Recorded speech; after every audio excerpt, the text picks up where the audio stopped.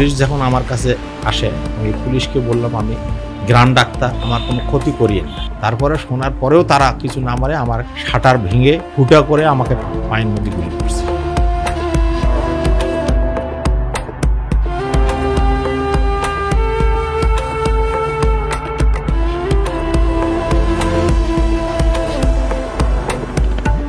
স্মৃতির ভারে কাঁপতে কাঁপতে কথাগুলো বলছিলেন প্রবীণ চিকিৎসক ডাক্তার জাহাঙ্গীর আলম সিদ্দিকী, যার জীবনের চাকা মুহূর্তেই থেমে গেছে পুলিশের গুলিতে।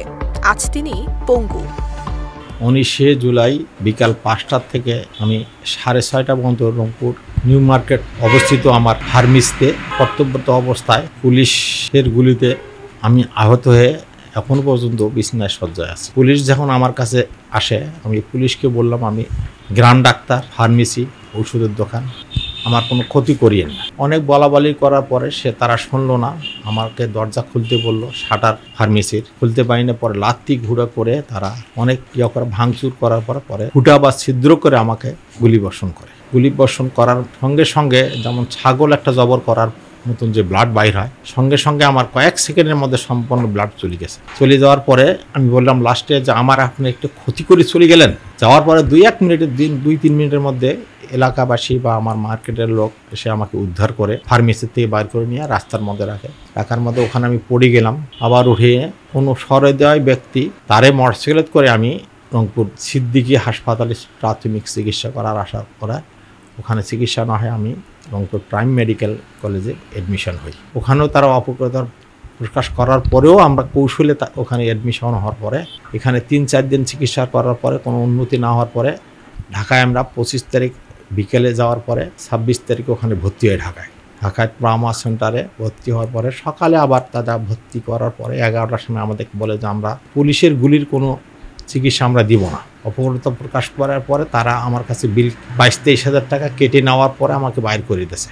তারপরে আমরা আবার ডাক্তারের সঙ্গে কথাবার্তা করার পরে প্রাইভেট ক্লিনিকে যাওয়ার পরে অ্যাডমিশন হয়ে ওখানে তাদের সাথে কথাবার্তা হয়ে একদিন পর আমার অপারেশন করার পরে আমি ওখানে 25 বা 26 তারিখ থেকে 8 তারিখ পর্যন্ত ঢাকায় অবস্থান করি। এর মধ্যে ঢাকা গোলাগুলি চলছে, মারামারি চলছে, আমরা সব অবলোকন করছি বা লোক মাধ্যমে শুনতে পারছি।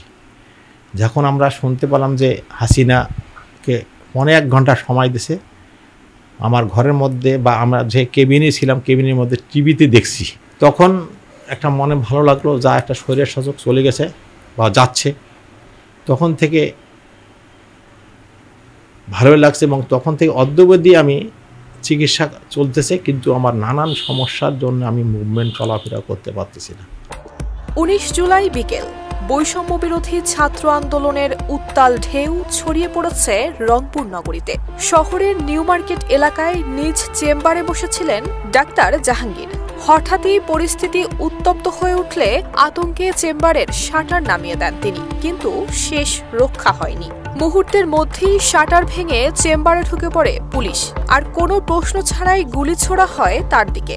আমি প্রায় 8 লক্ষ টাকা খরচ করে ফিজিক্যালে ভালো আছি, কিন্তু যখন আমি চলাফেরা করতে পারি না, চলাফেরা করতে গেলে তখন আমার পায়ে চামাচাবি করে, কামড়াকামড়ি করে, আগুনের মতন জ্বালাপোড়া করে, তখন আমি হয়তো কান্না করি বা চিল্লিয়ে উঠে।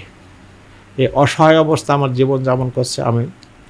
আমার যে বাবার ফার্মেসি ছিল, ফার্মেসিটা এখন আপাতত 2-3টা করে রুগী পাচ্ছি, আগের মতো সে অবস্থা নাই। এদের সরকার আমাকে কিছু অর্থনৈতিক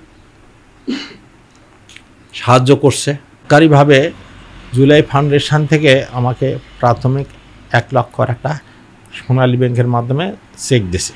আবার 1-1.5 মাস পর রমজানি ঈদের 3-4 দিন আগে আবার একটা আমাকে 1 লাখ টাকা চেক দিছে। আর কিছু ঈদ সামগ্রিক দিছে সামান্য। আমার কাছে অনেক জনেই আসছে যার সান্ত্বনা দিয়ে গেছে, সান্ত্বনায় শেষ। কিন্তু জামাতে ইসলাম থেকে আমাকে কিছু সামান্য হেল্প করছে, ওটা না নেওয়ার মতো ভালো ছিল, তারপরে বাধ্য হয়ে নিতে হয়েছে আমাকে। উন্নত চিকিৎসার জন্য যদি প্রয়োজন হয় কিছু আর্থিক আমি খরচ করলাম, সরকার কিছু যদি আমাকে সহায়তা করে তাহলে উন্নত চিকিৎসার জন্য যে কোনো দেশে, ভারত বাদে আমাকে যে কোনো দেশে যদি পাঠাইলে হয় তাহলে আমার হয়তো আমার ভালো হতো। পুলিশের ছোড়া গুলিতে বাম পায়ের রগ ছিঁড়ে যায় জাহাঙ্গীরের। গুলিবিদ্ধ হওয়ার পর রংপুর থেকে শুরু করে ঢাকার একাধিক সরকারি বেসরকারি হাসপাতালে ঘুরেছেন, কিন্তু গুলিবিদ্ধ পরিচয়টাই যেন হয়ে দাঁড়িয়েছিল মস্ত অপরাধ। চিকিৎসক হয়েও হাসপাতাল থেকে ফিরে আসতে হয়েছে অপমান আর অবহেলা নিয়ে। হাসিনা 2008 থেকে 2024 পর্যন্ত যেভাবে আমাদের 18 কোটি লোকের ভাবে নির্যাতন করছে, শোষণ করছে, নিপীড়ন করছে, বাংলাদেশকে লুঠি করছে, এটা যাতে কোনো সরকার আমলে আর না হয়, যাতে আমরা সুন্দরভাবে একটা মানুষের বাঁচার তাগিদের জন্য বা ভালোভাবে যেন স্বচ্ছভাবে চলাফেরা করতে, এইটা আমাদের কাম্য।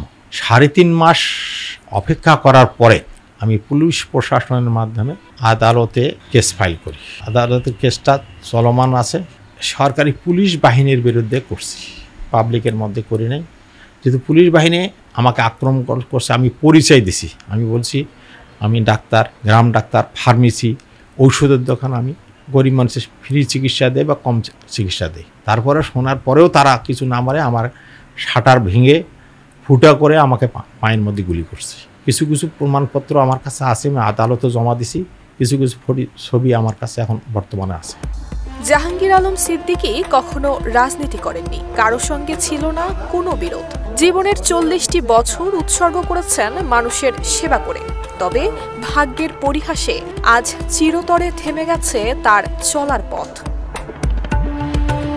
বিদেশে নিয়ে উন্নত চিকিৎসা দেয়া হলে হয়তো ফিরতে পারবেন স্বাভাবিক জীবনে, এমন আশায় সরকারের কাছে সাহায্যের আবেদন জানিয়েছেন জুলাইয়ের প্রবীণ এই যোদ্ধা। নুসরাত জাহান মেহেক, ঢাকা পোস্ট।